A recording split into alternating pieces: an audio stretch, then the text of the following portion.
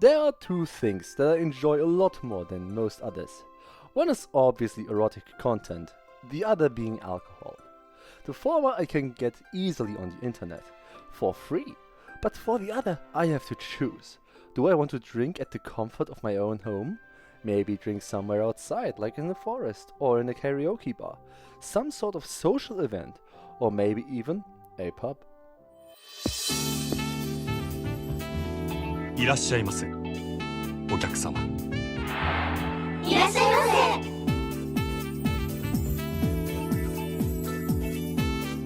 Dusk Pub is what you get when someone wants to play the Yakuza Hostess minigame without playing the Yakuza series.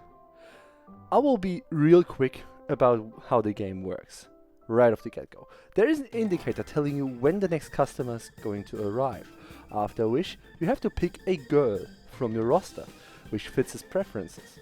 For this you need to check what he wants and how good the girl is at that specific thing.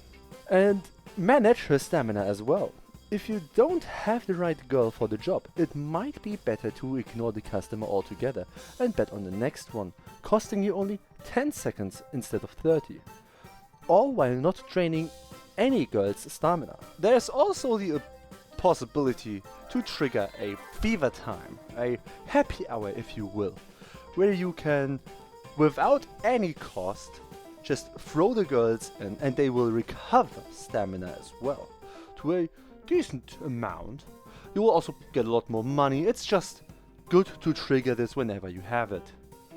Some customers are going to ask for a drink, which you then have to deliver. Make sure it is the right one though, since a mistake or even ignoring the order is going to upset your guest, which will affect your bottom line. The gameplay expands during the later stages, increasing the drink selection and at times requesting a specific girl from your roster, which then immediately makes the customer happy, regardless of her stats. As you progress, you need to train your girls. For this you need two things. The first thing, and most important thing, is a weird gemstone, which you get by either playing the core game or by playing a mini game. We'll come back to these later. The other thing you need would be presents. These raise the girl's affection towards you, thus not only unlocking the personal storyline, but also the ability to further enhance their stats. Essentially, you are limit breaking them, as you would in any other gacha game. Speaking of gacha, there is a gacha mechanic. And while this sounds like a great way to squeeze money out of players, this is not actually how it works. Let me explain. As you progress through the game, you unlock the option to open branch locations like a McDonald's or a Burger King would. These locations need to be manned, and therefore you need to pull new staff by using recruitment flyers, which you use to pull from the gacha. After you've done that, these locations start to generate money. As time passes, these flyers are gained by playing the game or buying them with the in-game currency. This game has, despite the gacha mechanic, more integrity than most AAA titles and refuses to have microtransactions in a single-player experience. I should not have to praise this, for a game shouldn't be that greedy, but somehow I feel like I have to mention this. I mentioned that there were mini-games, 4 of them to be precise, which, if cleared, promise you specific rewards. Your choice of games are linked to the affection level of the different girls. But what are these games? Well, the first one is basically that one stage from Plants vs Zombies, where you have to hit the zombies with a hammer, but this time around you hit slimes in order to protect some crops. The other is a memory type game, where you have to remember which card was where before being told which ones are needed. I found a nice little trick for this one. Pick every card in a very short time frame. Why do I do this? Because as far as I'm aware, there is no penalty for picking the wrong card. The third minigame is a weird mixture of a shoot 'em up and Flappy Bird, where you dodge bullets instead of pipes, and the fourth one is so dumb and boring that I refuse to acknowledge its existence. We have talked a fair bit about the importance of affection levels. They gatekeep a lot of stuff, but most importantly, they gatekeep the most important feature, the age scenes, which are part of the character storylines, and as such are well integrated into the flow of the game. It is up to you whose scene you want to see and when you want to see them, allowing you to focus on whatever you want at a time. But, if I'm completely honest, I had wished for more story integrated scenes, because right now the scenes, while appropriate in the character storylines, feel out of place. In the grand scheme of things, that is. It is not that I find it hard to believe that this guy could have 8 girls willing to be bedded, one after another.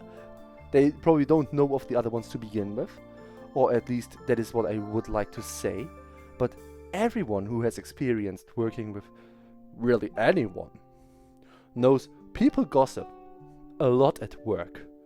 And if you are the boss of a hostess club, which is essentially what this is, then this is the last thing you would want to do. Having sexual relations with all the girls on your roster is a death sentence, because the ensuing drama and fallout would be very bad for the business. I assure you, everyone would be leaving that place. No one would stay. But this is an erotic fantasy, so who really cares besides pedantic assholes like me? What we should really care about is the quality of the scenes, and I mean, they are good, don't get me wrong. They just aren't anything special, neither in content nor in presentation. That is not to say that these scenes are bad. I would still say these scenes are good and are very wholesome, like something you would see in a very sweet romance anime, and in that regard it is something unusual. But why do we consume fiction and hentai? I for one like to see things that I normally couldn't because of the laws of nature. I like the very stupid scenes and very stupid hentai because there is nothing quite like it. This is just a bit too grounded in reality, despite everything that happens in the story. Let me try to explain what I mean, okay? There was an anime in 2020 called Interspecies Reviewers. The idea was to explore how different species would be able to do the act. The only problem the anime has is that everything is humanoid. Now don't misunderstand me, I'm not eager to see how a centaur could get fucked by, let's say, a Shota elfman, but I'm also kinda disappointed that a fungus species is just a humanoid with a mushroom head. But there are other things that went over really well, like the episode where they visit a fairy brothel, which explains that they have size categories because of their tiny bodies, even barring some potential customers because they are just too large for the working girls there. This is the stuff that I like to see in hentai, and especially in fantasy settings. What we have here could also have been a portrayal in a thematic host club, akin to a maid cafe, where you have to pick the girls based on their species and physicality instead of a perceived social skill that can be raised to the maximum regardless of the girl. But if you want to live the fantasy of a hostess club owner who gets romantically involved with his employees, this is the game for you. For anyone else, this is still a fun game, providing you with a good time and a nice story with good character writing and quite a bit of racism against anthropomorphic people. I recommend every one of you to play this game, so long as you enjoy a bit of management simulation. This game is a Hentai Hodel approved 8 out of 10. If you've watched this review till the end, then please comment your favorite beverage, be it alcoholic or non, in the comments so that I might serve you that beverage once I open my fantasy themed host club.